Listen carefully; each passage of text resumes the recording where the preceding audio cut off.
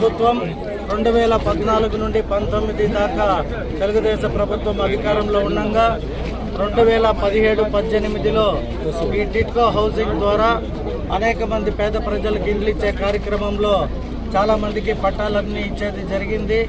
అయితే వైఎస్ఆర్ ప్రభుత్వం వచ్చాక వీటిని ఏది డెవలప్ చేయకుండా 5 ఏళ్ళు వదిలిపెట్టి ఆఖరి 5 నెలలు ఉండగా పెయింటింగ్ మాత్రం ఒకటి కొట్టిపెట్టారు.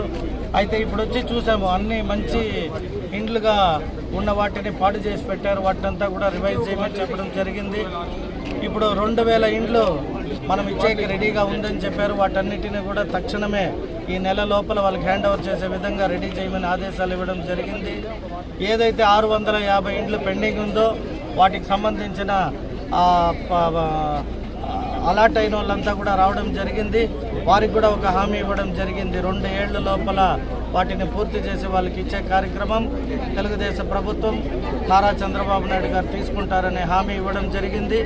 నేను కూడా మరొకసారి అధికారులతో మాట్లాడాక కన్సల్ట్ కాంట్రాక్టర్ ఎన్సీసీ వారితో పాటు మా హౌసింగ్ అధికారులందరితో పాటు చర్చించి ఆ పెండింగ్లో ఉన్న 650 ఇండ్లని తక్షణమే ప్రారంభించి వీళ్ళకి తగు న్యాయం జరిగే విధంగా చర్యలు తీసుకోమని ఆదేశిస్తాం.